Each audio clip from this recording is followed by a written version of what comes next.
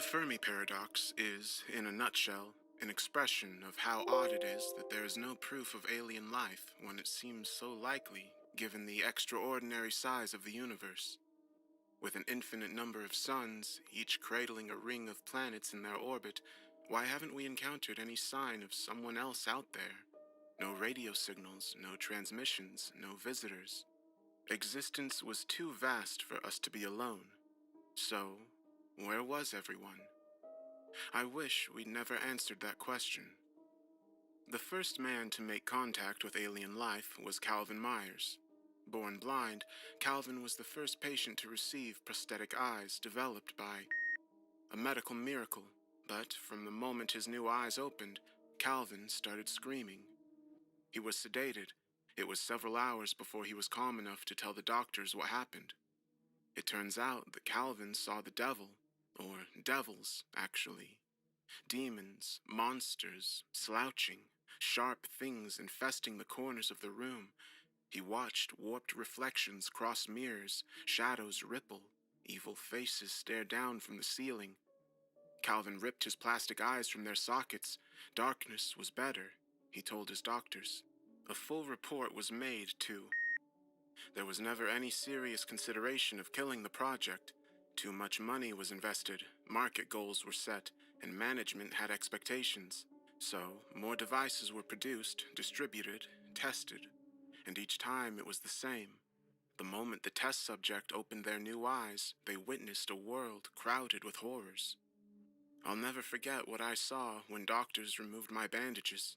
Eyes staring back at me. They were huge, the size of truck tires, blue and bloodshot, connected directly to my wall. I could tell the eyes noticed me.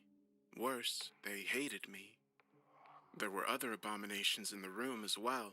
A hairy imp with the face of a child, a woman made of spikes and red light, a coiled pile of limbs, each jagged hand opening and closing slowly. I screamed until my throat was raw, until I passed out.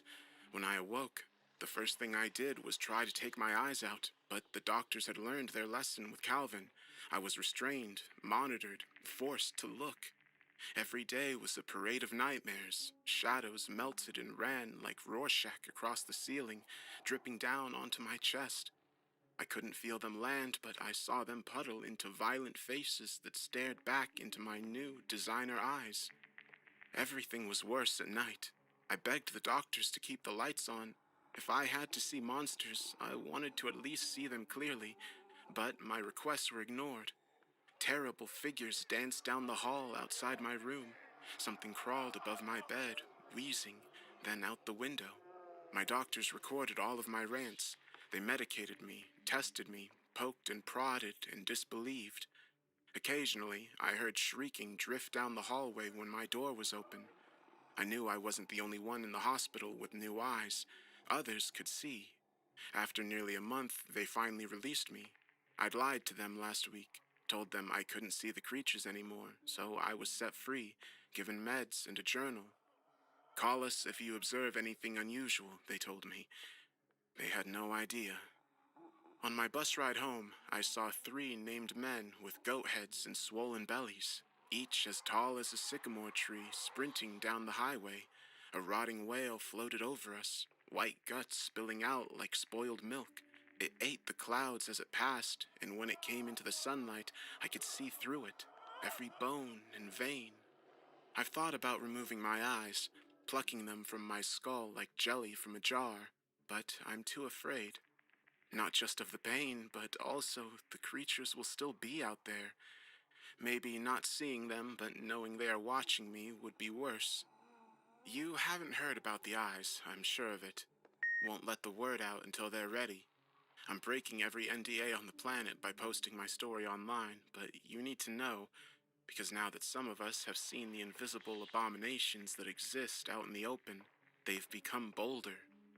I feel them now at night. They touch my neck gently or slap me. Some take little bites, testing, poking, prodding. It's only a matter of time before they make themselves known. I'm not sure what we can do to protect ourselves, or if we even can, but knowing is the first part. Believing.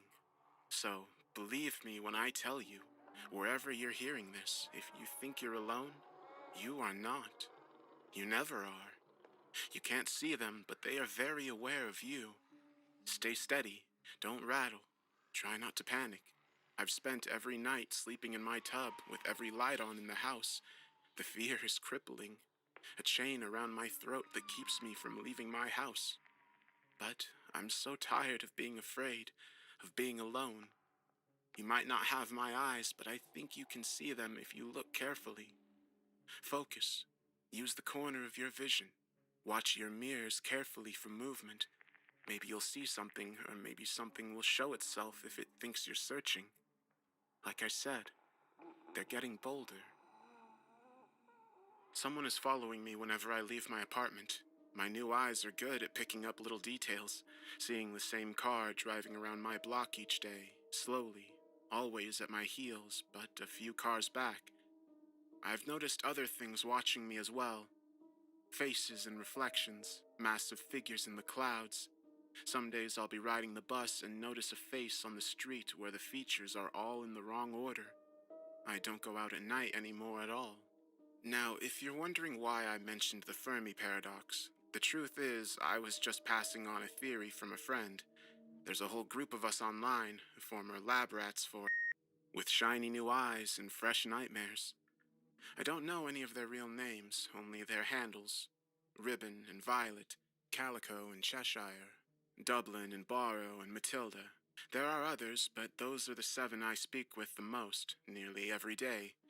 We share updates on what we see, support each other after sleepless nights, and more than anything, we theorize. If you're wondering what my name is, you'll have to keep wondering. You can call me Waltz, if that helps. Cheshire is the one who brought up the Fermi paradox. They're convinced that the horrors we're able to see are disguised aliens from a galaxy or two over, and that our artificial eyes can somehow see past their camouflage. Matilda has a different theory. The creatures we're observing are from another dimension, one that is bleeding over into ours. My question is, Barrow posted to our chat one rainy afternoon, are the entities hostile, friendly, or ambivalent? I was nursing a hangover that day. Most days, actually, ever since the operation. Rain drizzled against my bedroom window. It had been 3 months and my life was in limbo. I'd quit my job, too afraid of what I might see if I looked too closely at my coworkers. Provided me with a stipend for my service. That was enough to live on, but quickly running out. Barrow's question banged around in my head like a bat trapped in an attic. Before I could reply, I saw that Violet was typing. They sure look hostile. A few days before, I'd gone out for groceries. I was nearly at the checkout when I noticed an old woman standing in produce. Her face was gushing blood from her eyes, nose, mouth, maybe even the pores of her skin. I stood, paralyzed, just staring. She noticed me. The thing began making cooing noises, like it was trying to entice me to come over. I dropped my groceries and sprinted out of the store. They sure look hostile, but do we know what for? I wondered. Something knocked on my door. There was a pause, then scratching. I tried to ignore it. Now that I could see the creatures, there was a connection. I heard them all the time, little laughs or sighs. I felt them too on a few occasions. One that appeared to be made entirely from fog, and teeth had even taken a nibble out of my shoulder. I'd call that a little hostile, though maybe it was only hungry, or curious. The scratching on my door turned into pounding, followed by silence. Matilda was typing. I think they might be like us. Some are good, some are bad, some are ugly, Dublin added. Cheshire, who communicated entirely in emojis, added a laughing face to the chat. There was the usual chorus of lol and pop culture gifs. The smoker has dull teeth, Ribbon posted, but a razor tongue. Are you okay? Not at all. I saw the girl in the mirror. Or was the mirror in the girl? Ribbon, are you steady, friend? We did that to each other a lot. Are you steady? Which was the polite way of asking if the little hairline fractures we all felt to our sanity were beginning to crack. Ribbon was typing again. They told me you're next after me, Waltz. I felt my stomach drop through the floor. My apartment was boiling, but I still began to shiver. Ribbon has left the chat. The others spent 10 minutes trying to convince me everything was fine, that Ribbon was only worked up. I lied and told them I wasn't worried. You're okay, Waltz. Matilda sent me a private chat. Stay steady and contact me anytime if you need to talk. Thank you. I signed off and closed my laptop. Outside, the rain was picking up, tapping at my window like a guest asking to come in. My television was humming quietly on the wall. I glanced up and saw that it was a rerun of a show I'd watched a dozen times. Only now I saw that the comic relief character had a second mouth on their throat, their head flopping up and down every time they told a joke. That was the closest I came to ripping my new eyes from their sockets. My fingers stopped when I pushed down my eyelid. Fuck, I said. With nothing else to do, I turned off the television, got in the shower, then didn't leave my apartment for the next week. I was laying on the couch wearing the same flannel pajamas I'd lived in for the last 2 days when I got a notification on my phone. My apartment, never in danger of being confused with a palace, was an absolute disaster of pizza boxes and empty six-packs. I'd set makeshift alarms on my doors and windows by stringing together some of the loudest-looking bottles. The alert was an email from Cheshire. It wasn't the first they'd sent me, but it always made me anxious. I'd asked them before where they found my email address, but didn't get a response. Usually Cheshire would send me odd pictures, a house, a hospital, a tree surrounded by glowing lights. This message was different. For the first time, Cheshire used words. Are you there, Waltz? I need your help. They found me. Can you call me?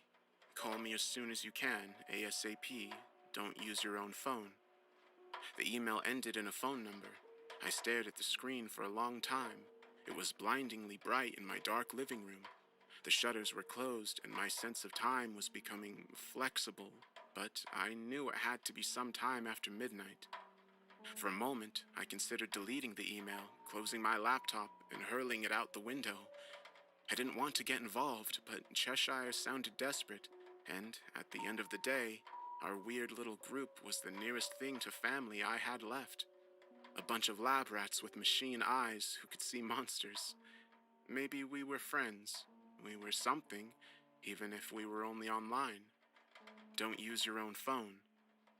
There was a gas station down the block that had one of the last remaining payphones in Baltimore, possibly the world. Realistically, I'm sure there were others, but that was the only one I knew about, and it was only a block away, at night. Every fiber in my shaky soul wanted to wait until dawn, but Cheshire said they needed my help immediately. A tiny slice of my deepest lizard brain uncoiled for a moment. What if it's a trap? That's paranoid, I said out loud, standing up to hunt for some almost clean street clothes. Cheshire was a friend, kinda, and besides, other than the biting fog and a tall shadow that had slapped me, none of the creatures so far had actually tried to hurt me. Maybe they weren't hostile. I slammed a Red Bull from my Uber Eats delivery before opening the front door. The hallway outside was dim, no signs of motion or life at all. I made my way to the elevator, hesitated, then took the stairs down to the street instead. Baltimore slept, but restless. The city never turned all the way off. There were always lights, traffic, trash. It wasn't pretty, not all of the time. But after spending so many years in the dark after I got sick, being able to see the most beautiful mess again never failed to give me goosebumps. I drank in the skyline, tried to memorize the rhythm of tall buildings pressing shadows into the cloudy night. Okay, I said, breathing in air and smog. Okay. Every streetlight shadow made me skittish. Every distant horn honk made me jump. But I made progress. Sneakers chewing up the sidewalk, bringing me closer to the gas station, to a phone, to a friend. Can you spare a light? I very nearly shit myself. I did yelp and spin to find a man leaning against a nearby wall just outside of the yellow haze of a streetlight. His face was covered by a cloud of smoke. There was ash in his voice, the rasp of a lifelong smoker. Probably something heavy, like cowboy killers. I don't smoke, I stammered. Pity, the man croaked, stepping into the light. When he did, His limbs and neck stretched and became more thin. His body warped and split and bubbled, then collapsed in on itself as he walked out of the glow of the lamp. Now he was close. He smelled like cigarettes and cordite. I couldn't see his face, only the cloud of smoke. It moved with him like a veil. "Those eyes don't belong to you," he said. "Gimme." I ran. Other figures began to emerge from the shadows. I stayed in the light as much as I could, dashing from street lamp to street lamp. A massive figure with a bloated body and lots of thin legs ran up the side of a skyscraper. I passed by a store window and saw a woman's face, pretty and furious, reflected back at me. Her eyes were shining, and I realized that they were mirrors catching and amplifying the light. She screamed and the glass shattered, but I was already halfway down the block. I made it into my apartment at a dead sprint. Once I was behind a locked door, I slid to the floor, shaking. The adrenaline dump made me nauseous. I threw up what was left of the pizza and gin in my system. Dawn was burning behind the window shutters before I pulled myself together. I'd left my phone on the table when I had set out for the gas station. Another alert was visible on the screen. Numb, like a moving zombie, I opened my laptop to see a new email from Cheshire. "We regret to inform you that you are being hunted." The sentence was punctuated by a winking face emoji. I was trapped in my apartment. Every night it was the same, knocking and tapping and screaming in silence that was too absolute to ever naturally exist in a city. Some evenings, I'd find smoke leaking into my living room from under the front door. There was never any fire I could see. I had to cover all my mirrors since the faces were starting to come in a little too clear. "Is anyone there?" I typed, cowering in my empty bathtub with my laptop. It was nearly a week after my failed excursion to the gas station. A week since Cheshire's warning, or threat, that I was being hunted. Each day since, one of the members of our chat group, which I'd started thinking of as the Blind Sight Blues, had gone offline and not returned. First went Robin, then Borrow, followed by Dublin, Violet, and finally Calico. Now only Matilda, Cheshire, and I remained. Smiley face. Cheshire's reply was not helpful. Matilda's response came 10 minutes later as a private message. "I know you're in Baltimore. Can we meet?" Something was scratching at the tub's drain. I leaned over, then scrambled out of the bath when I saw a blue eye with a dozen irises looking up through the hole. If my bathroom was breached, I didn't have any good options left. I decided I might as well die comfortably, so I curled up in bed with a soft blanket and a mug full of dark rum. "How do you know where I am?" I wrote back, anxious but almost comforted. If she was a friend, then I had someone in my corner, and if she wasn't, at least maybe the nightmare would be over quickly. "Your IP address. You really should invest in a VPN."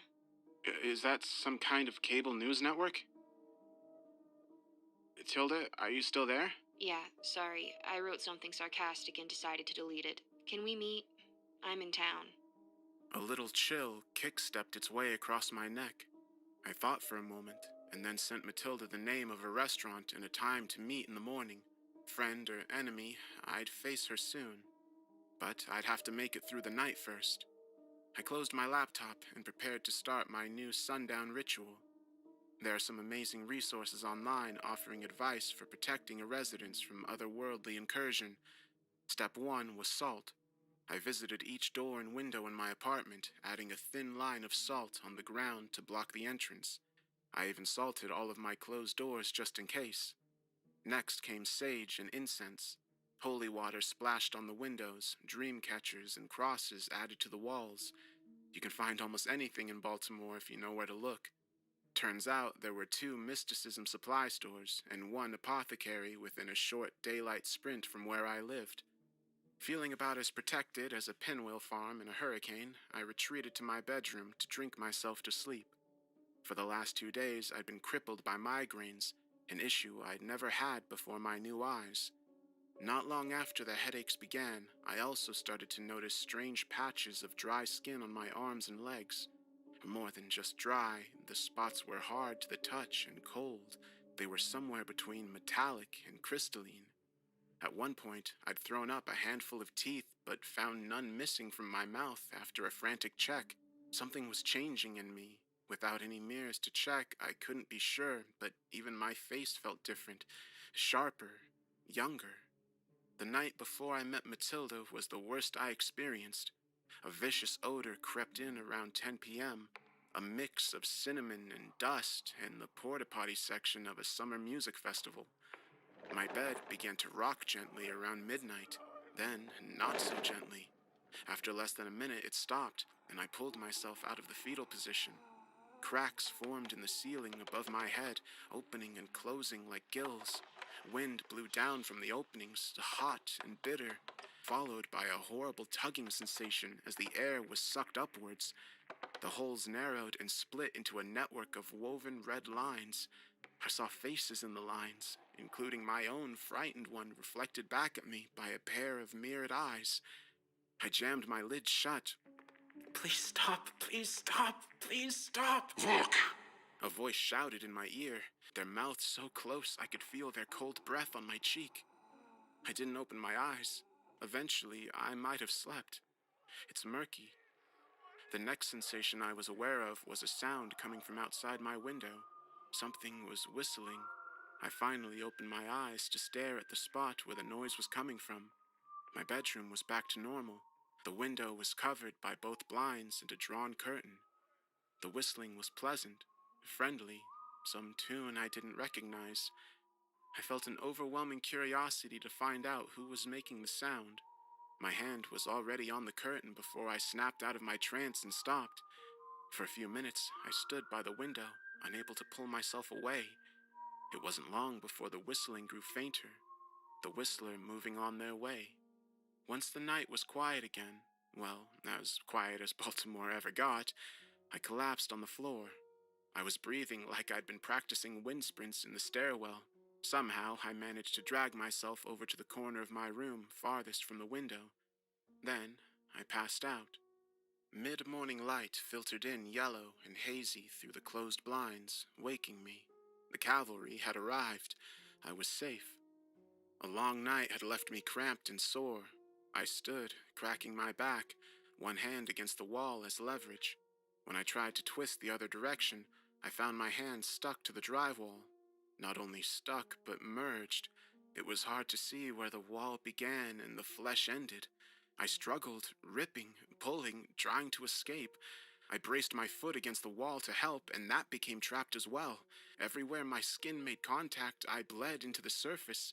It drew me in until I was fully submerged. The claustrophobia nearly fried my sanity. I was only held for a minute or less before becoming suddenly unstuck and falling back into my bedroom. Stopping only long enough to grab my phone, keys, laptop, and wallet, I left the apartment to wait for Matilda at the restaurant. I was still wearing my pajamas. At that point, I had zero shits left to give. Are you here yet? I glanced around from my booth after reading Tilda's message. The diner was nearly empty, caught in the limbo between breakfast and lunch and not fancy enough for brunch. "I'm in the back, the booth in the corner," I wrote back. "I'm in the, red flannel."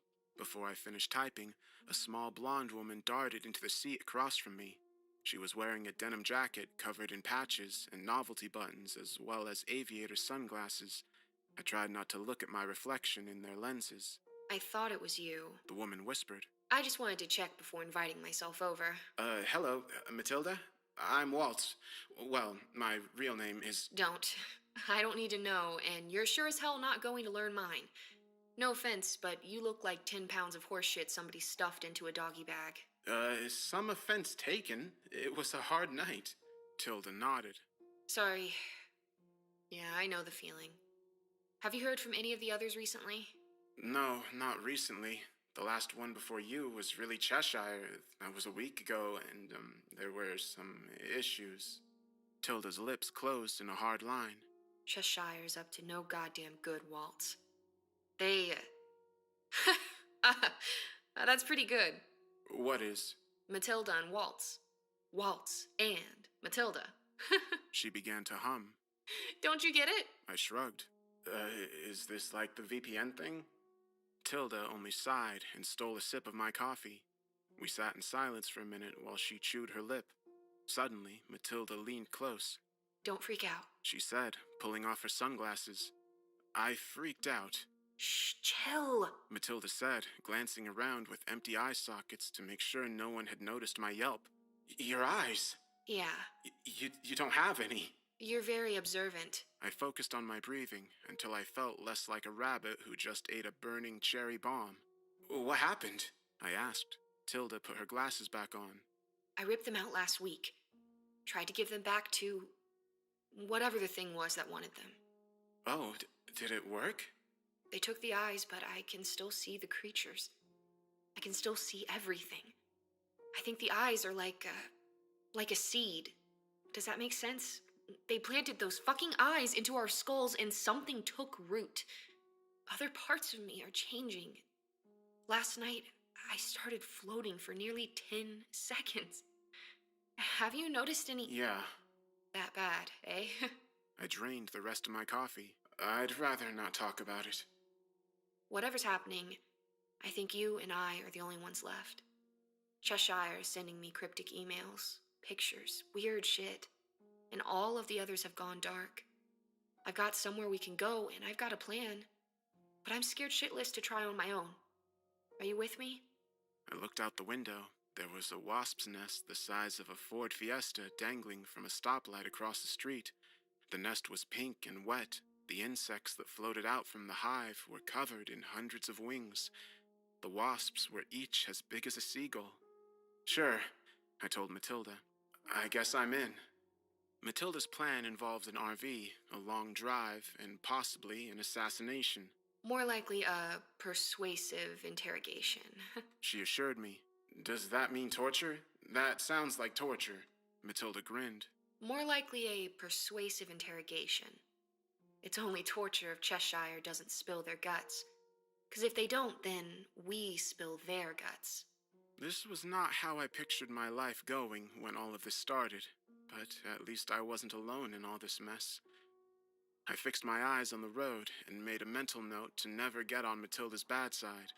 We were heading west on the interstate towards California, west towards Cheshire, and maybe some answers. All around us, spring was waking up, trees caught between life and death. Cars zipped by us like fighter jets dodging a blimp. Matilda's RV was an aged, patched-up Winnebago with maroon stripes on the side and a carpeted interior that might have been white once. The old machine rumbled when I pressed on the accelerator. The engine seemed to take the pedal's input as more of a suggestion than a command. We struggled to keep up with the highway speed limit. Matilda had her feet on the dash, window down, a perennial cup of coffee in her hand. She kept her sunglasses on even after I promised her missing eyes didn't bother me. Do you really think Cheshire's going to be that easy to find? I asked. We've got his IP address and I'm a natural-born bloodhound, baby! Matilda held one small hand out of the window, running her fingers through the breeze. I really can't believe both of you walnuts forgot to use a VPN or disguise your signal in any way. Sorry, I didn't realize I was living in an episode of Get Smart. Get what? The man from Uncle? I don't understand the words you're saying in the order you're saying them. The Mission Impossible? Okay, that one I got. We drove all day, alternating who had the wheel every 2 hours. Whenever we needed a rest stop, we would pull over on the shoulder. The RV had its own bathroom, kitchen, and even a shower. Honestly, it was a pretty princey way to travel. Twice that day, Matilda signaled me to make an emergency stop. She'd sprint from the Winnebago into the trees and brush that lined the highway. Then I'd hear the sound of vomiting. Matilda told me she was fine, but she looked pale. Like me, she had strange dry patches of skin that shined like dull nickels. Her neck was also red on both sides of her throat. The sun was setting, washing the sky in a gradient shade of violet when we started looking for a place to park for the night. We passed a massive accident, a dozen cars wrapped around each other. Ambulances, fire trucks, and cop cars swarmed, lighting up the evening with red and blue lights. One truck had crossed into the median and laid flipped over in the grass. There must have been a terrible fire because the vehicle was barely a shell, blackened, warped. I saw paramedics lifting a covered stretcher into an ambulance. And standing over the entire scene was a shadow covered in stars, nearly as tall as the tree line. Entire galaxies rotated across the absolute darkness of the creature, constellations drifting like leaves on a pond. The entity turned in my direction and cocked its head, curious. I felt a deep chill. There was this pull, and Jesus, watch the road! I snapped back and looked at the road. A horn honked. The RV had drifted over halfway into the next lane. Sorry, I said, correcting our course. The heck, dude? I thought I saw... I snuck a glance back toward the accident, fading in the rearview mirror. There was no star-filled shadow leaning over the wreckage anymore. Never mind. A few hours after sunset, we pulled into a rest stop. Matilda navigated the RV into an empty space in the gravel parking lot under one of the sparse light poles. There was a cluster of trees around us and a picnic table. Across the lot was a bathroom and some vending machines. We raided the latter for a quick dinner, then went to bed, Matilda in the back room, me on the pull-out couch. I stared at the ceiling for a long time. Shadows from the light outside crept in through the blinds, painting streaks across the kitchen. There was a tiny TV, but I didn't want to wake Matilda. I was just beginning to drift off when I heard something whistling outside the Winnebago. My heart made a nearly successful escape attempt from my chest. The sound grew louder and louder, peaked at the window directly above my bed, then faded as the whistler moved past us. I lay in bed and held my breath until it was gone. I didn't sleep that night. On day 2 of our road trip, Matilda told me more of her plan. When we get there, you'll hold Cheshire down while I'll slug him a few times, just to let them know we're serious. Then we'll ask Cheshire about the cryptic emails and make them tell us everything they know about the eyes and the creatures. What if they don't know any more than we do? I asked, swallowing a yawn. Or what if trying to beat the answers out of Cheshire doesn't work? Matilda cracked delicate knuckles. Oh, the beating will work. The beating always works. She looked at me with a blank face, then stuck out her tongue. I winked and turned on the radio. It was a gorgeous day, perfect for a drive. The road sun-soaked. We had the heater running to counter the dawn chill, but there was a warm edge on the wind that suggested the cold was only temporary. I tried to focus on that over the alarming condition of Matilda's skin. Sometime during the night, the red patches on her neck had turned yellowish purple.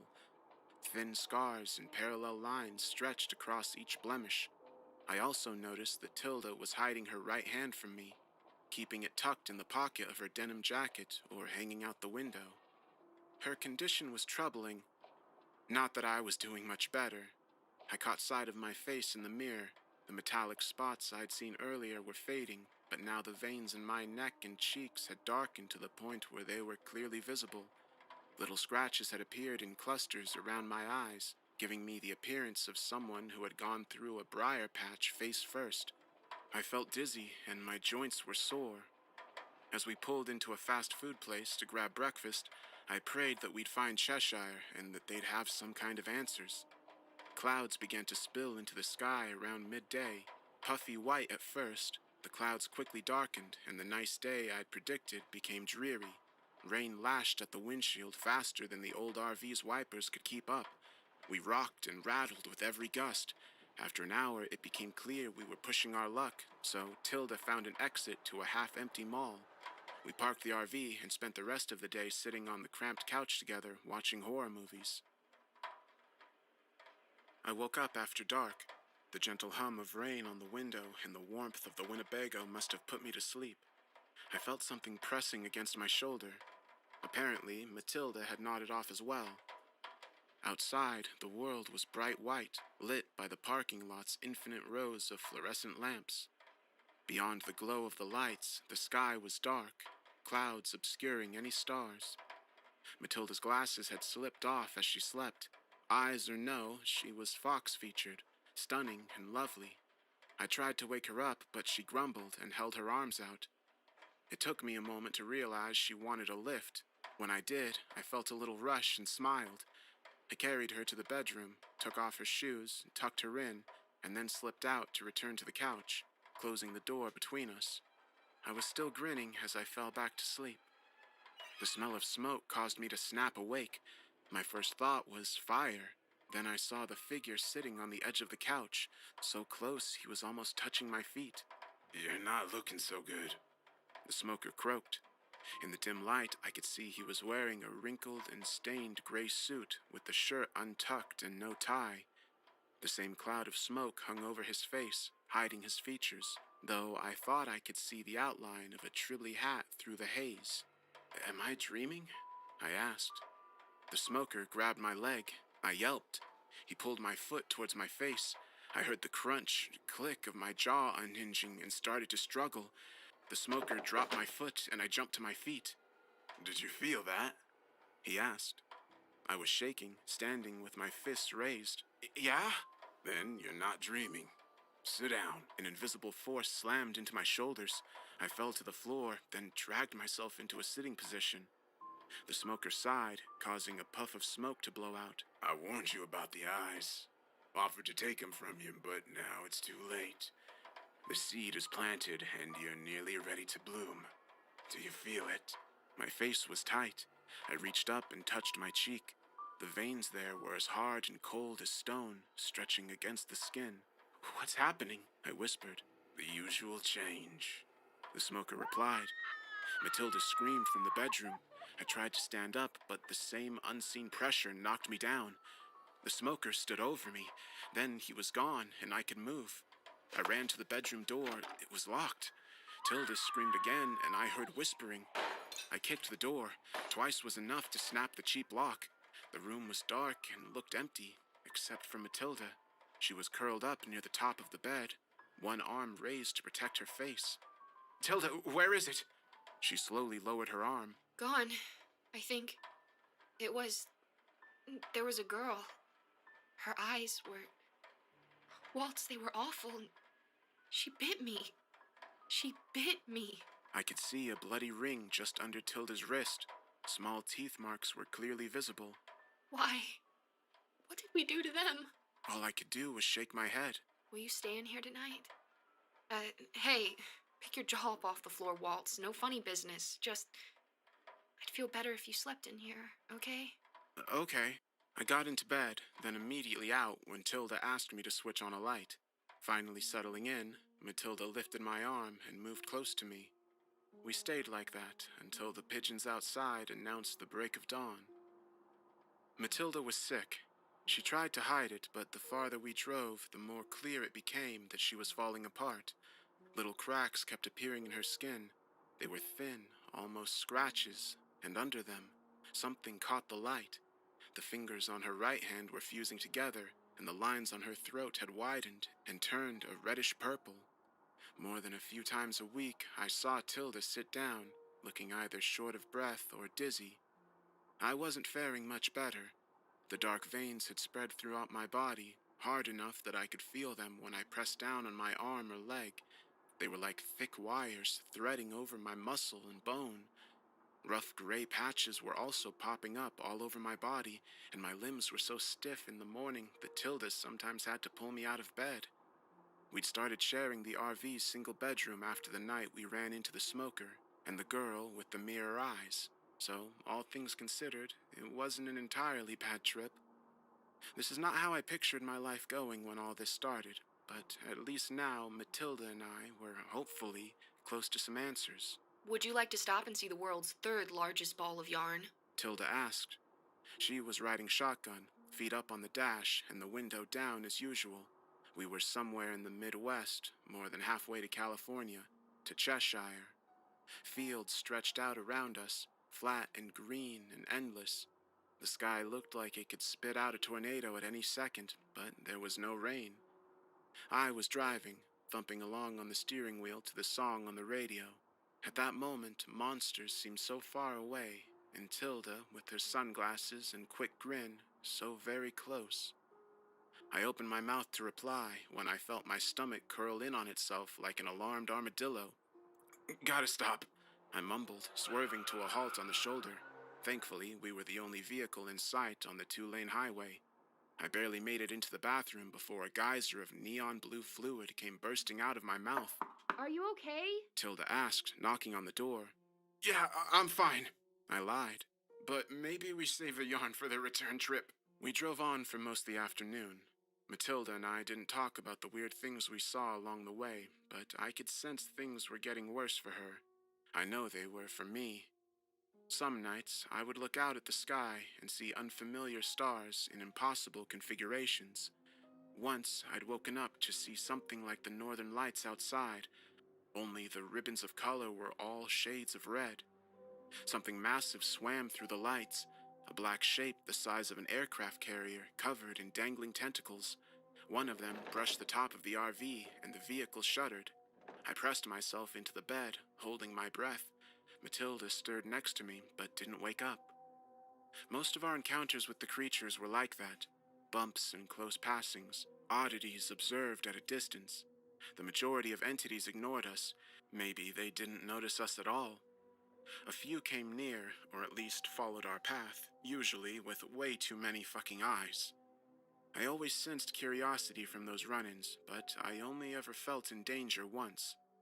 The day after we missed the yarn, Matilda and I were having a picnic lunch at a rest stop and discussing our plan of attack for when we finally found Cheshire. If you hold him, I can hit him until he tells us how to reverse whatever the fuck is going on with us. Tilda said. I nibbled at a sandwich that I could no longer taste. I don't know. I feel like we should have a more nuanced approach. You want me to hold him while you hit him? We don't even know if Cheshire is a he. We don't know anything about them. They might not even be human. Tilda cut into an apple, paused. What if Cheshire is a cat? Or like a group of cats, all working together? I fucking hope not. The picnic area was surrounded by more fields. A moat of green bordered on one side by the highway and the other by a thick forest. Standing just outside of the tree line was a tall figure with a long, thin neck. It was hard to tell at that distance, at least 200 yards, but it looked like the creature was at least 12 feet tall. The thing was standing, still facing us. Its head drooped down, turning the top of its body into a question mark. Maybe it couldn't support the weight of its own skull. Something about the creature reminded me of the time I'd walked into my garage and heard a hissing sound. This was only a few months after I'd originally lost my sight. The world had gone dark, and every noise stood out. I wasn't sure what kind of animal made that hissing, but I'd backed out of my garage and slammed the door. There was danger in the sound, the sense of violence coiling. I got the same vibe when I looked at that tall thing on the edge of the field. "Get in the RV," I whispered to Matilda. She turned to where I was looking and froze when she noticed the creature. Tilda even took off her sunglasses to get a better lock with empty eye sockets. What do you think? She began. Floppyhead, the clever name I mentally assigned to the monster, began to stumble towards us through the tall grass. "RV!" I shouted, jumping in. Matilda was right on my heels, diving in on the passenger side. For a panicked second, I couldn't find the keys. Floppy was moving faster now, sprinting towards us from across the field, head bouncing like a ball on a string. He was clumsy but quick, way too quick for a creature that gangly. My brain suddenly decided to work, and I pulled down the sun visor. The keys fell into my lap. Floppy had covered almost half the distance between the trees and the RV before I finally turned the ignition. We peeled out of the rest area's parking lot so fast I worried we might roll over. But then we were on the highway, gaining speed, and I felt every single muscle in my body unclench. Floppy burst out behind us onto the road. Fuck! I said, slamming on the gas. The creature looked ridiculous when it ran, all windmilling arms and wobbly neck, but goddamn it was fast. We didn't start to put it firmly into our rearview mirror until the Winnebago was wheezing along at 50 miles an hour. We drove in silence for a while. I think we should limit our stops. Yeah. We made it to the state line that night. We were searching for an exit to another rest stop or parking lot when Tilda bolted upright in her seat. Look, She said, pointing around a bend in the hill ahead. do you see it? I turned where she was gesturing. I did see it. A tree taller than any building I'd ever seen towered over the horizon. The setting sun lit the shape from below and cast a shadow across the forest. Blue lights floated around the tree trunks, moving back and forth in wide, sweeping circles. It was breathtaking and beautiful and seemed so intentional, like we were being signaled. Head that way. Tilda whispered. I wanted to. I really wanted to. Something about the dancing lights and the scale of the tree pulled at me. I felt drawn toward them. A honking horn snapped me out of the lock. We drifted across the lanes and cut off a car. I put us back on course and stepped on the accelerator. Maybe we can check it out on the way back, like the yarn, I said. But, Waltz. No, we can't. Something isn't right. Oh, are you sure? Yes. Okay. Tilda stared out the window at the tree until the sun was fully down. Darkness and distance hid the shape, but the blue lights were still visible for the better part of an hour. Drifting. Calling. We crossed into California just before midnight and decided to keep driving until we reached the coast. That's where Tilda expected to find Cheshire. She was tracking their online activity, sitting at the RV's tiny kitchen table with my laptop. Is this really going to take us right to Cheshire? I called back. Like, at their front door? Probably not. The IP should give us a basic idea, but we might have to stake out the neighborhood for any signs. Could be at least a few days. I saw Tilda through the rearview mirror, scratching at her neck. The strange scars on her throat had started to bleed. She saw me looking, sunglasses lingering on the mirror for a moment. She then picked up the laptop and went to the bedroom. We didn't have to search long for Cheshire's house. Tilda directed me down a series of turns until we were in a sparsely populated neighborhood. The area was caught between suburbia and the sticks. Houses spread out with large yards populated by rusting cars on cinder blocks and stray cats. There was no doubt which was Cheshire's property. A thunderstorm whirled over a single home at the end of the street. I inched the RV closer, then parked a few houses back. The storm was off somehow. Gray clouds jerked and twisted against an otherwise blue sky. When I looked closely, I saw that the rain wasn't actually falling. It was rising up from the ground like iron shavings lifted by a magnet. An indigo whip of lightning also started from the yard and crawled toward the sky. It moved in slow motion like a snake striking in a flipbook. The house was hard to see through the ascending curtain of rain, but it looked old and huge and hungry. Tilda and I sat in the RV, surrounded by a beautiful spring day, watching a pocket storm press down on a house. Do we knock? I asked. Just go say hello, or should we be sneaky and have like a stakeout? Matilda didn't reply. I turned to see her staring at me, glasses off, empty eyes fixed on mine. Her throat was bleeding again, gentle drips of red staining her collar. She was wheezing slightly with each breath. I'm scared, she said. I reached out and squeezed her hand. Yeah, same. It's such a strange feeling, walking through rain that's rising from the ground. Matilda and I debated driving away and waiting until morning to confront Cheshire, but after an hour, Tilda just stood up and walked out of the RV. I followed. We passed through the yard with its little upside-down storm quickly. The water was cold and had the consistency of motor oil. Tilda hesitated once we reached the porch. This isn't how I pictured things ending when this all started. At least we'd finally found Cheshire. Do we knock? She asked, leaning against the wall to catch her breath. The lines on her throat were bleeding again. I could kick the door down. I lied. My legs were stiff. My muscles felt like jello with cement crawling through my veins. Thunder broke gently above us, ramping up until it was a roar. Another jag of lightning rose in slow motion from the ground towards the clouds. Matilda reached for the doorknob. It was unlocked. Fuck it, she said, entering the house. It was like walking into a bad acid trip. Nothing in the house was level. The floors were crooked, the walls uneven. What little furniture I could see was mismatched, broken, almost hostile. The entry room was dominated by twin staircases that twisted off into the ceiling. There was a bearskin rug covering the wooden floorboards. Only someone had replaced the bear's head with a dirty blonde wig. I reached down toward the hair and recoiled. It wasn't a wig. We shouldn't be here, I said, turning for the door. It was gone. There was nothing but a blank, grimy wall. Matilda made a sound that was either a cough or a laugh. Guess we gotta keep going. We pressed on. The halls were narrow and seemed to stretch on far longer than they should. They were full of blind corners, abrupt turns, and occasional dead ends. Some halls were dim. Others were so bright I had to squint and shade my eyes with my hand. On and on they rolled. We must have walked for more than an hour. Tilda was struggling to breathe the entire time, rasping and stopping every few minutes. I wasn't faring much better. Each step felt like I had cinder blocks chained to my feet. One of the hallways was lined with pictures.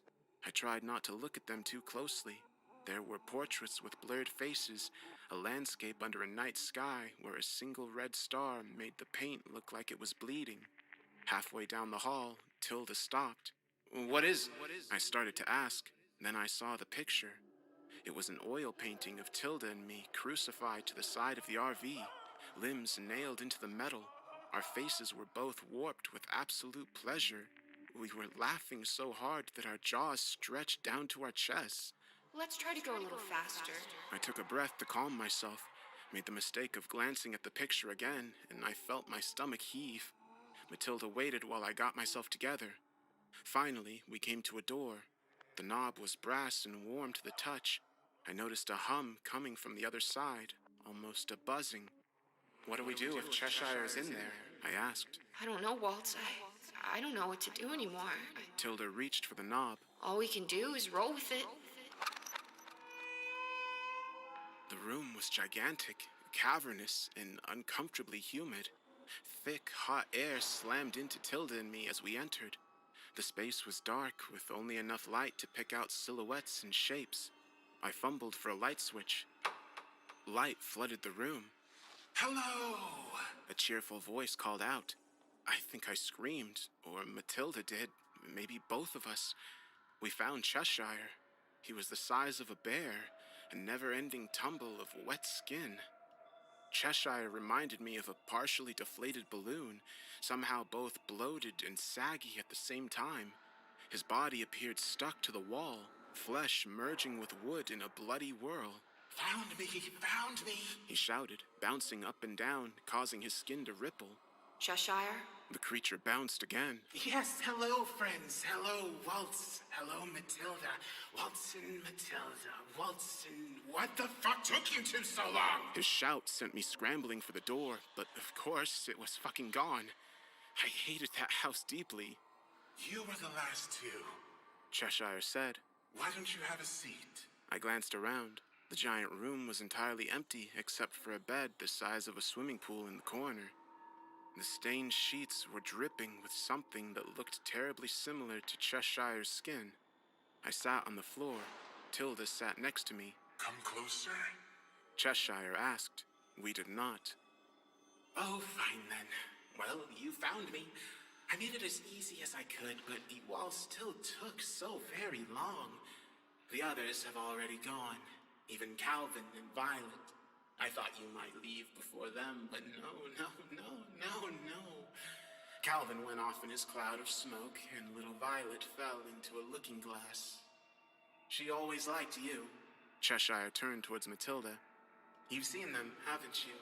Gotten some visits, yes? But now they're gone, and you're all that's left." What's going to happen to us? Tilda asked. "You'll change. You'll become..."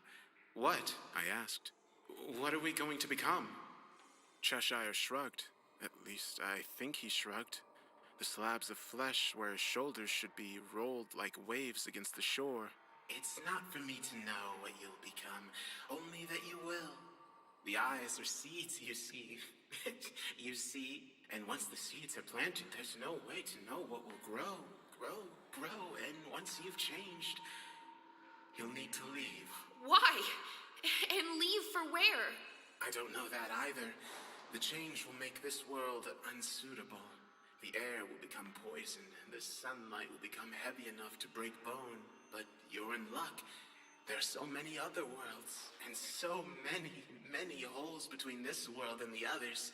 Cheshire smiled, tongue dropping so low that it nearly touched the ground.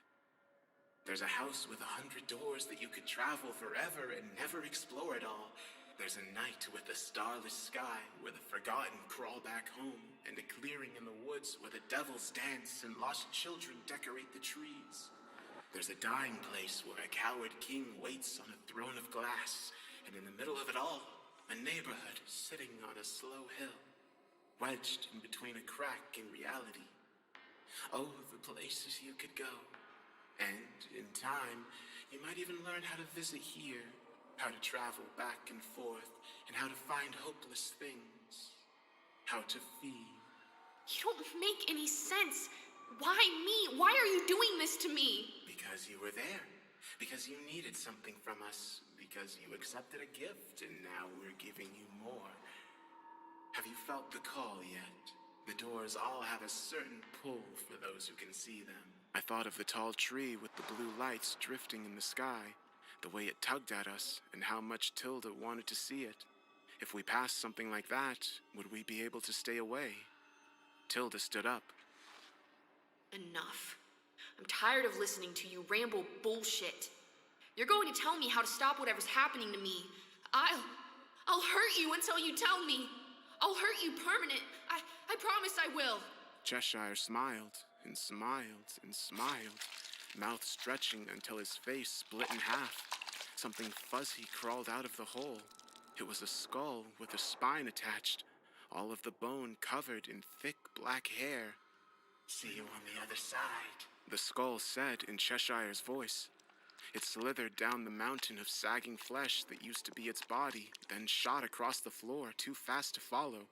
Tilda dove at the creature, trying to grab hold. Cheshire slipped through a seam between the wall and floor. He was gone. Jesus, I said. There wasn't much else to say. Tilda slammed her fist on the ground. Fuck. Fucking prick. Fucking... all of this! Cheshire's flesh was slowly dripping onto the floor, sliding off the wall like yogurt. It already reeked of spoiled meat and, for some reason, strawberries. Behind the skin was a door. With nowhere else to go, we went through and found ourselves standing outside of Cheshire's house on the porch. The storm had stopped, and the sky was a perfect April blue. What now? I asked. Maybe we can track him down. Maybe we can... Tilda silently crossed the yard and headed towards the RV. After a moment, I followed. By the time I got inside, she had already gone into the bedroom and shut the door. It was locked. Matilda? I asked. She didn't answer. I heard her crying. I wonder what it was like for her, crying without eyes. Were there still tears? I sat on the small couch in the RV's kitchen and waited. 20 minutes later, Tilda emerged, calm and pale, sunglasses on. How about we go see that ball of yarn? She asked. Sure, I said, getting up to start the RV. That sounds like a good trip. We didn't hurry. We took our time driving, exploring random exits, stopping often to get out and just walk around. Both of us were dissolving slowly. Tilda's fingers and toes were growing into each other. I found lumps of her hair in the shower each day, as well as teeth. She stayed bundled up, shivering even in the heat, always struggling to get enough air. My veins continued to blacken, to become hard, pressing against skin that had become as rough as bark. But it wasn't so bad. We had good times, even then, sleeping in until noon, staying up until dawn, always together. We saw more and more strange creatures each day, buzzards with antlers and human eyes, clouds that dragged tails across the ground as they drifted, and we saw doors, or usually, I guess, we felt them. Cheshire was right. They called to us, pulled to us. Tilda felt them stronger than I did. One night, we were driving past a hospital, and Matilda grabbed the wheel, tried to turn us into the parking lot. I wrestled control back and slammed on the accelerator. Once the building was out of sight, Tilda settled down. I hurt so much. She told me, curled in the passenger seat. I don't think we can stay here, but I'm afraid to go. We'll be okay. I lied. We'll find a way to fix things. Last night, we slept at a rest area near a forest. When I woke up in the morning, Matilda was gone. I found her trail easy enough. Bloody footprints leading off into the woods. Soon, I started coming across her clothes, the rest of her hair, all of her fingers and toenails. The grisly procession led to the edge of a small, still lake. The water was chilly and threatened me with my own deteriorating reflection. I felt the pool then. The lake was a door, a thin spot where the fabric of reality was worn and frayed, a hole into another world. I doubted the lake was deep, but I sensed that I was standing on the cusp of a terrible drop. If I went into the water, I knew I would sink until all light was gone, then further still. I wondered what was on the other side. What things might live in all of that darkness and pressure. Most of all, I wondered if I'd ever see Matilda again. There was another pull, overwhelming, a riptide trying to drag me out. I panicked and slipped, stumbling away from the lake as fast as I could. That door was not my door. I put some miles between myself and the rest area. Even during that short drive, I felt other doors calling to me. If I stay here too long, I know I'll die. But if I leave, I might never be able to come back. And who knows what I might be walking into if I cross over. The doors whisper to me, promise and beg and threaten. There are infinite fields, unfamiliar stars, pits, eyes, and hungry things all waiting. I won't be able to resist much longer, and I'm so scared at how inevitable it feels. But I'm going to see that fucking giant ball of yarn if it's the last thing I do. I just wish I didn't have to do it alone. I'm so tired. I miss Matilda.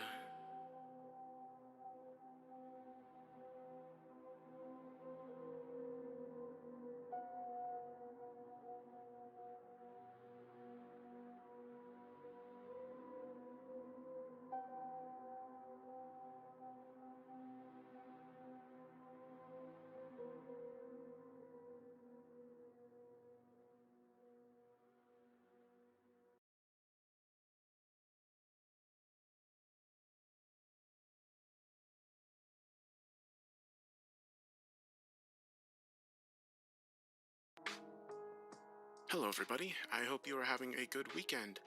I wanted to let you know that you can listen to these stories on the No Sleep Radio, which is a podcast that I started. If you just search the No Sleep Radio on like Spotify or iTunes, you can listen to it there. Also, my music, I post under SOMNIUM Music, which is on Spotify and iTunes and also has its own YouTube channel. So, if you enjoy my music, you can check that out there. But yeah, I hope you all enjoy the story, and I hope you have a great day.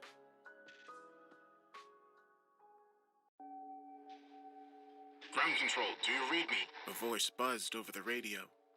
I leaned forward at my chair, studying the signal received from our station in geostationary orbit. As I turned my microphone back on, I briefly admired the fact that the message was coming from over 35,000 kilometers away, from a little metal box hanging in space as it slowly orbited Earth. I hear you loud and clear, Holloway. Good to have you back, I responded, with overwhelming relief filling my voice. The astronauts aboard the GSSS had been out of contact for the better part of an hour. Whether it be due to some kind of interference or technical problems remained to be answered, but it alone had put us all on edge, considering anything in geostationary orbit has an orbital period equal to the Earth's rotation. In layman's terms, it means that the station never strayed out of reach relative to our position on Earth. What happened out there? We lost contact for a moment.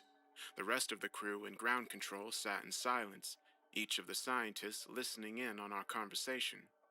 I felt relieved, but something about Holloway's voice sounded so urgent, almost scared. We found something, he began. We're not exactly sure what, but that's what cut us off. We just lost signal. You found something? Could you be more specific? I can do you one better. I'm uploading the missing footage as we speak, Holloway said. The GSSS had remained under constant supervision since its launch in early 2012. It was a covert mission meant both to study human endurance in space and to track foreign bodies entering Earth's orbit. Within a few minutes, the missing video and a few photos had been uploaded to the server. While the footage itself mostly showed the inside of the station and the astronauts gathered around at one of the few windows as they tried to figure out what happened, I was more interested in the pictures. I opened up the first one, displaying it on the control room's main screen. It was pointed outward from Earth into deep space, filled with a starry sky that one couldn't dream to observe from Earth itself. But in the center of the photograph lingered a black patch of nothingness, as if a part of the picture had failed to receive any sort of light exposure. Oh, Holloway, what exactly am I looking at? I held my breath as I awaited a response. I had never seen anything quite so empty. I felt like I was staring into a black hole, But that obviously couldn't have been the case, as it would have annihilated the station within a split second. We don't know. It just hung there approximately 25 meters away from our station as we passed. We couldn't get any readings on it. No radiation, no movement, no force, nothing. According to our instruments, it doesn't even exist. Can you still see it? No. We passed it 47 minutes ago. Just regained contact. It appears to be locked in its orbital path. It doesn't make any sense. But following this trajectory, we'll see it again in just over 23 hours. We'll send more data then. The next day was spent by the office analyzing the little information we'd received from the crew aboard the GSSS, but with only a picture and limited readings claiming the black spot in space didn't exist, we could do little except wait. Yet none of us ventured home for some much-needed shut-eye. Instead, we waited at the office as 1,000 different theories formed in the back of our minds. Then, around the same time the following day, we lost contact with the crew.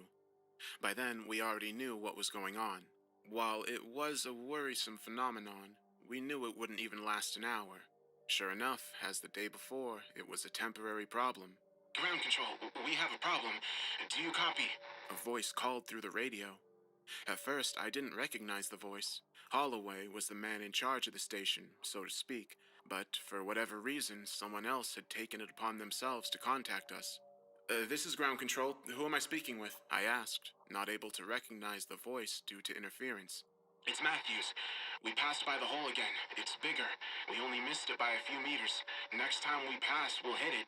All right, Matthews. You have to change the station's altitude immediately. Then I need to speak to Holloway. We locked him inside the sleeping quarters. He's lost it. Lost it? What happened?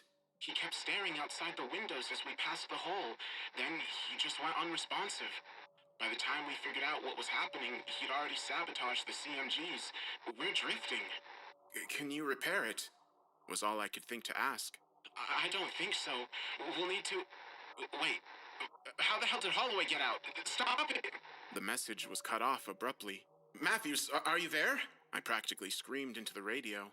We desperately scrambled to regain any contact, but no matter what we did, the GSSS remained dark.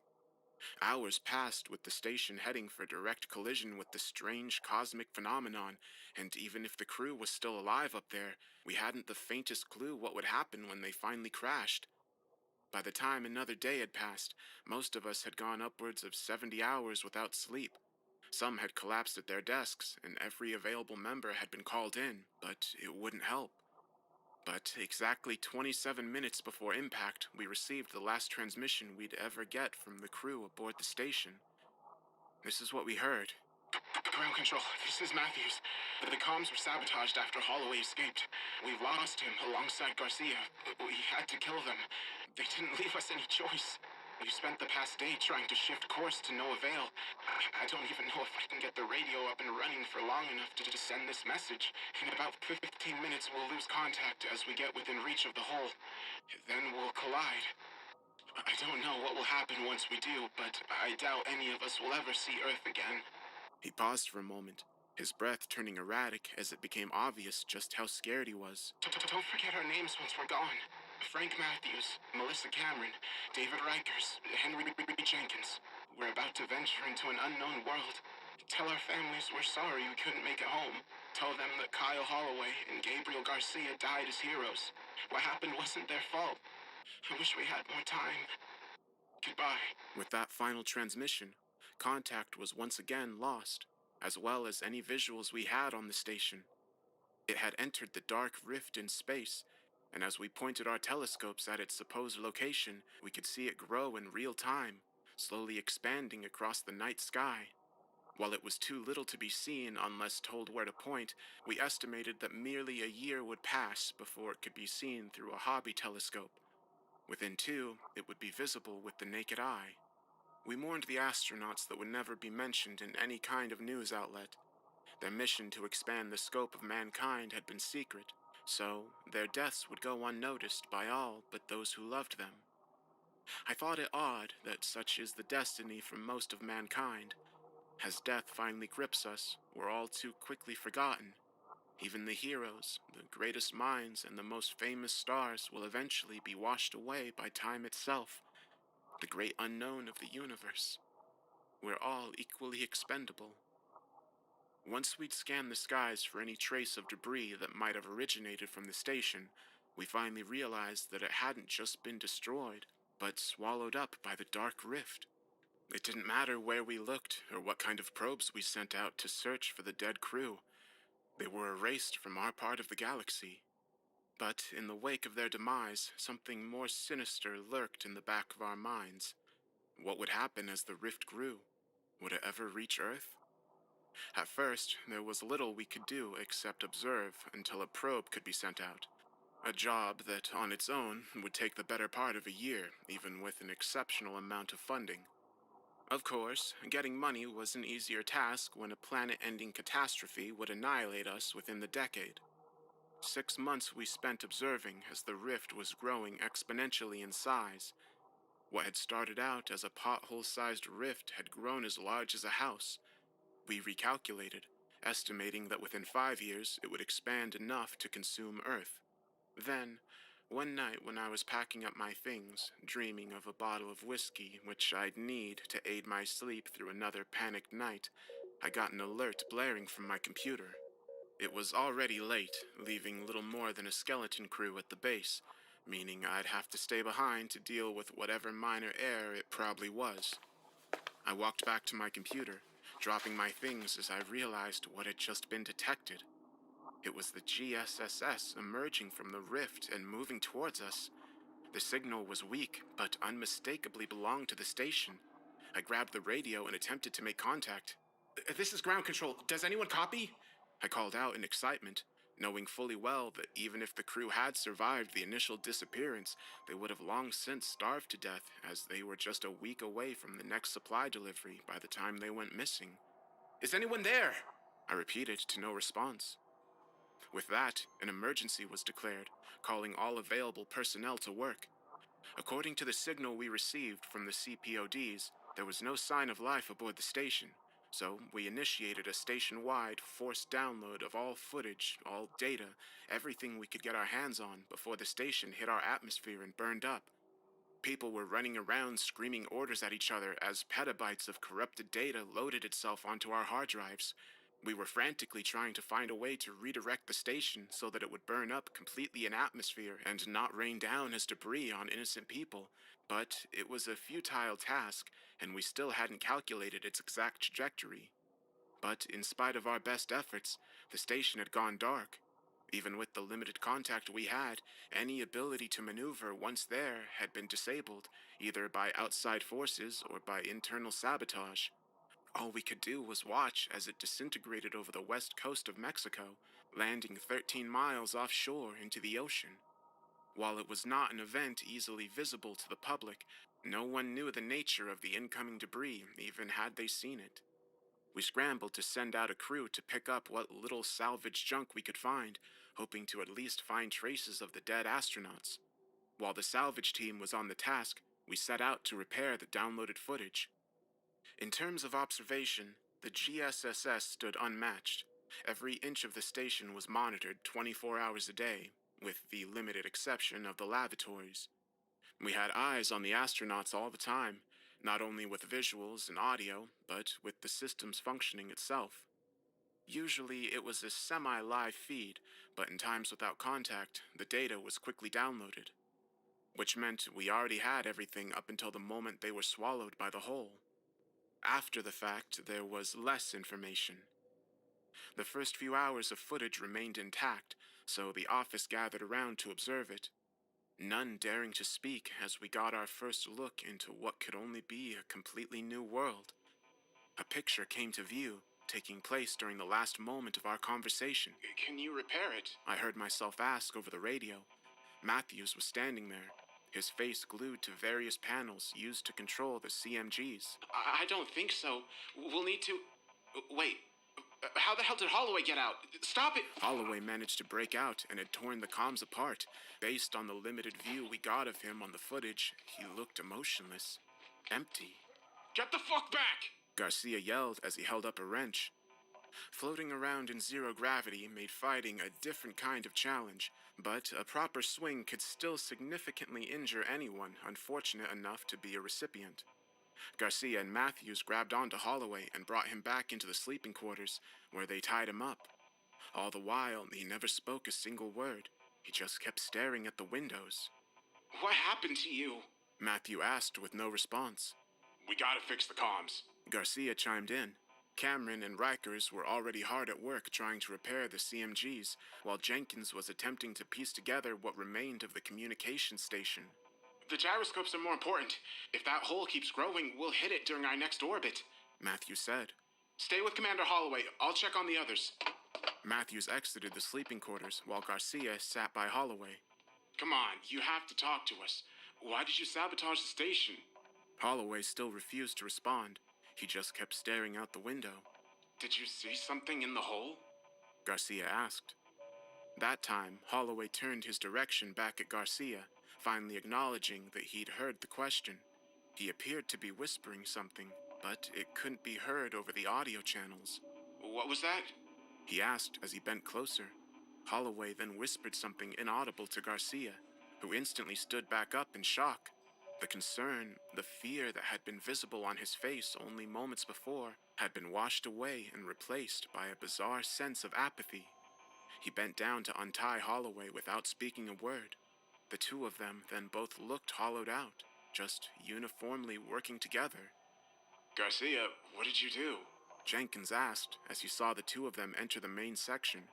In response, Garcia just grabbed one of the tools Jenkins was using and hit him over the head. Blood poured out from the wound, suspended in the weightless environment in red small balls. Seeing what was about to happen, Matthews, Rikers, and Cameron all pushed themselves toward the two psychotic crew members and did their best to disarm them. Their struggle drove them across the ship as Jenkins' blood started hitting the wall. Most of the sensitive electronics were secure, but where the blood managed to enter, a few unimportant systems were destroyed. Garcia was by far the largest of the group, and even in zero gravity, that proved an advantage. But at some point in the fight, Cameron managed to get a kick in, pushing Garcia headfirst into the airlock. Then they pushed Holloway in with him and locked it. What the fuck do we do now? Riker said. Cameron was busy attending to the wounded, unconscious Jenkins. His wound was bleeding profusely, but Cameron quickly applied a makeshift bandage to prevent his blood from covering the walls of the station.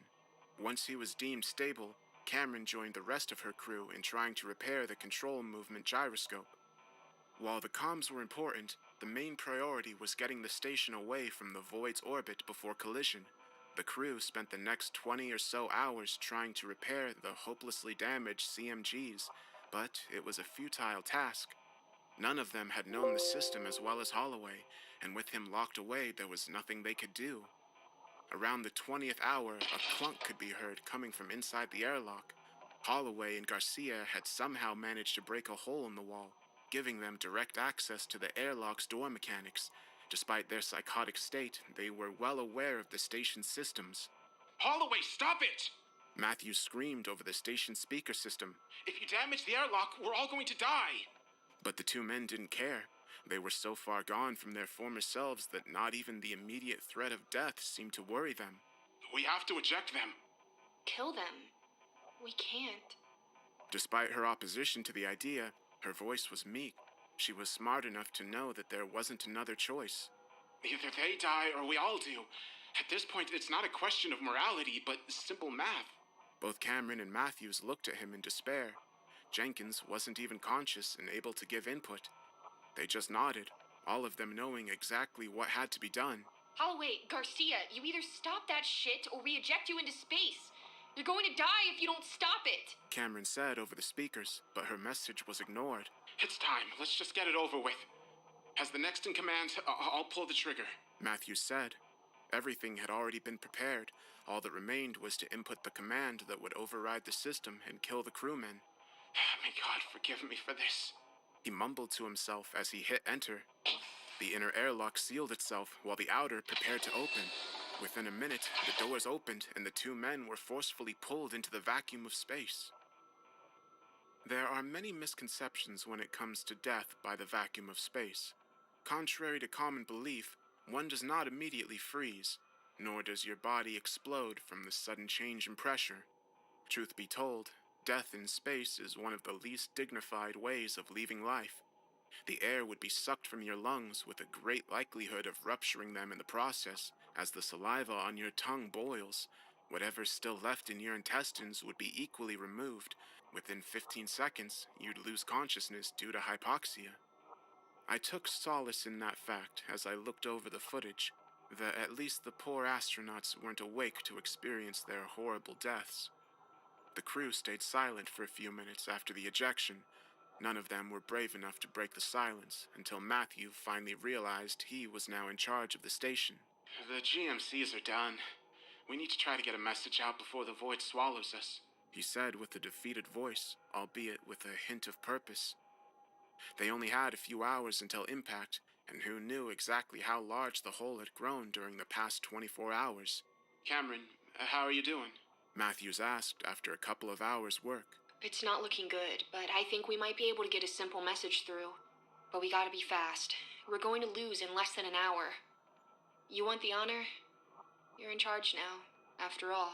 So, while Cameron and Rikers went to check on Jenkins, Matthews went on to send the last living message we'd ever received from the crew.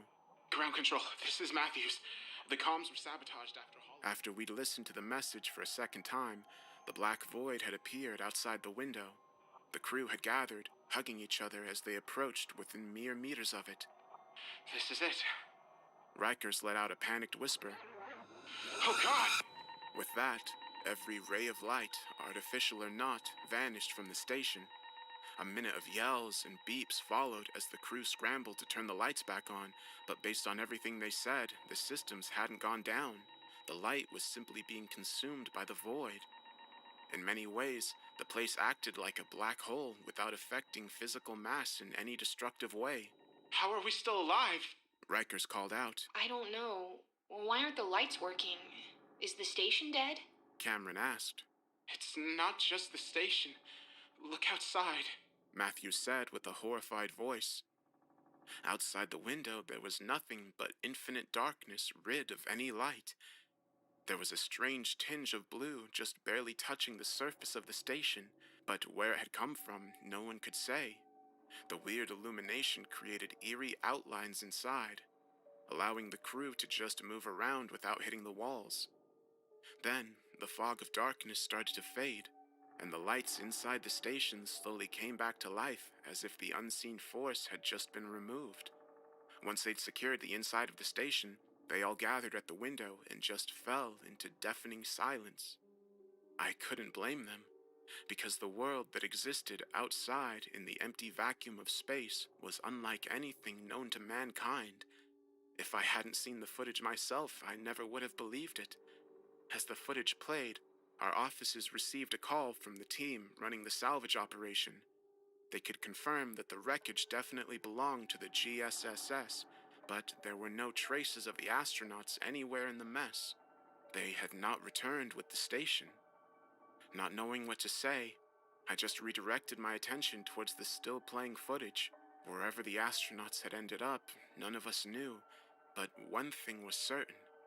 The astronauts were no longer within our realm of reality. They were in a nightmare.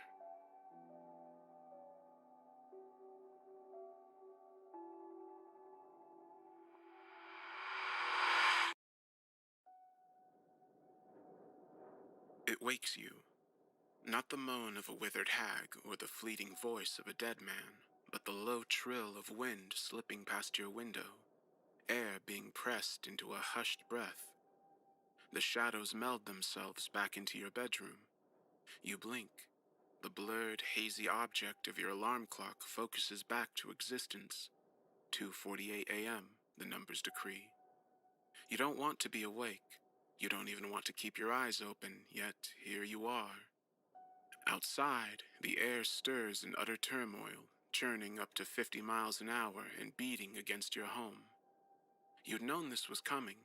In fact, you'd known it the moment you'd seen those thunderheads pulling in from the west, lightning forking within them. From the storm's downdraft came bursts of pine-laced wind, sharp and deceptively sweet. a destructive force careening from the Atlantic all the way through the Barrens, that large tract of wild, unbroken wilderness. You've often seen in the distance the tall, stocky pines of its dark woods shivering in the gales. What was it you were dreaming about anyway? Who knows? The information is already lost to the senseless grumble of thoughts trying to piece the dream back together. Gone, although an image of falling water still rests vividly in your mind. Your bladder sends a signal to your brain, demanding relief. Half awake, you mechanically saunter down the short hall. You flick the lights on. Too bright. You rub away the floaters and zigzags from your eyes. You yawn as your soles scrape over the cold tiles, and then yawn again as you complete your natural business. Sweet release. You flush and lift the faucet handle to wash your hands. A sound. Your gaze flicks towards the door. You listen again. Silence, save for the occasional squeak and groan of the walls. Probably from the breeze battering them outside. Whatever it was, you're too tired to care. Glass shatters. Wakefulness spikes through you now as this new sound resonates, crawling up from the dark downstairs. You pull a sharp inhale down your throat. Your wet hands flinch soapy pellets over the countertop. Stop. Breathe. Calm yourself. It could have been anything, like a tree branch or some other debris that got swept up and propelled through the window. That's it, you tell yourself, nodding, hoping. A loud, powerful thud bangs downstairs, and hope flees. Now, muffled movement. A break-in, a burglar. Horror films you haven't seen in years slide through your mind like celluloid movie reels. Your reflection in the mirror turns goosey white, contorted with fear. The police, your thoughts propose. Call the police. Your eyes trace the room for your phone. It's still lying on your bed. There's still time. You can rush back there, barricade the door, and call the police from the closet. How long will it take them to get here? Doesn't matter, just call them. You grip the doorknob, ready to sprint straight to your room. On the stairs freezes your limbs. Something fast and large bounds down your hallway, just beyond the door. Something so terrible, so lively, that even the deepest folds of your nightmares could never recreate this moment. Vibrations roll by your toes. Feet like heavy pegs tromp up to your bedroom door. It swings open, bashing clumsily against the wall at the forced entry. You stand there, anchored to the cold tiles of the bathroom, paralyzed by the shock of it all. The short space to your room fills with thrashing sounds, bedsheets being ripped and torn asunder, the box springs squeaking and jittering violently. Your fingers, still welded to the doorknob, refuse to twist it an inch further. A few steps away, something of significant size and savagery guts your mattress, the place you'd been just moments ago. A cold wash starts at your chest and drips to your groin. Your breathing is now terse as your heart pumps with a new and sudden weight. Your mouth is dry, your throat rubber. Focus. These are the impulses you must hold on to. The hot blood mounting up in your throat. The intensity dilating your pupils and lacing your eyes red. The lift in your gut from an absolute freefall. These things hardwired into your system will keep you alive tonight. The thrashing stops. A rapid cackling emerges. High, scratchy sounds grow louder as they echo down the hallway, expelling from a mouth you dare not imagine. The cackles sputter into bleeding, like a goat coughing up mucus. Not the sound of a burglar. Not at all. The thing moves again. Its hammer feet pound in chaotic pacing until it finally stops and settles on something. A succession of bangs on the closed door. Why? Because it thinks that's where you are. But what is it exactly? You can't stay here. You need to leave before it finds you. The cords in your hand tighten over the handle. You mentally prepare to enter the hallway. In your periphery, your bleached reflection in the mirror verifies your struggle with that simple action. But still, the hope of escape eases the gritty feelings of leaving this small space. You turn the knob fully now. The door opens, thankfully without a creak. You move quietly down the hall, light on the balls of your feet. The walls groan again as another draft clamors over them. The windows flash. The lightning is so close you can hear the crackling particles. You peer back towards your bedroom to make sure its attention hasn't left the closet. Another pound against it signals back, much louder out here. You continue, each measured step as slow as possible. Just one sound, one small little thump in the carpet. That's all it will take to alert something truly horrible. As you draw closer to the stairs, a sullen urgency pushes you to move just a little faster. You have the screaming urge to run, to barrel down the stairs and leap out of the front door in nothing but your underwear, but you resist. Judging by how quickly it had closed the gap from the stairs to your bed, you have no difficulty guessing who would win in a mad scramble. Not without a head start at least. A terrible crash reverberates behind you. The closet has been freed from its hinges. Heavy feet start moving again. It's coming. You kick off from your heels and practically vault the rest of the way. You round the stairs and take the first few steps. The grandfather clock that you had kept in the entryway has toppled on its face and now blocks the front doorway. No, not toppled, pushed. Chunks of glass riddle the floor from the broken window in the living room. You could push the clock out of the way, open the door just enough to slide through and get out, but there's no time. Deranged chatters move down the hallway behind you. It's closing in fast. Your bare soles clap down the stairs. You reach the bottom and wind around to the living room. Pain jolts up your leg. A sharp bit of glass has pricked into your toe. The shard crunches and embeds itself deeper into the nerve. Desperate, you fall towards the coffee table and roll beneath it. Heavy stomps now bang all the way down to the bottom step. You put a hand over your mouth. You squeeze your eyes shut. Another sickish bleat croaks out of the thing. It wanders the room. Wind whips through the broken window, kicking up the drapes. The steps are loud, like the hard heel of a dress shoe, as it clacks against the hardwood. Different scents now trace your nose. A scent you can almost recognize. Something sharp and green, like being outside. It's that Yuleish scent of pine needles again, now blended with a thick, manury musk. The smell of the dark woods. Each hard step sends tremors through you. Don't look. Don't even take a breath. Don't think of what it'll do if it finds you. How vivid those thoughts teeming with horrors are. How quickly your screams will be silenced by teeth. How great the amount of blood that will pool out of your newly opened flesh, ripped and tattered like your bed sheets. Do not look. But, of course,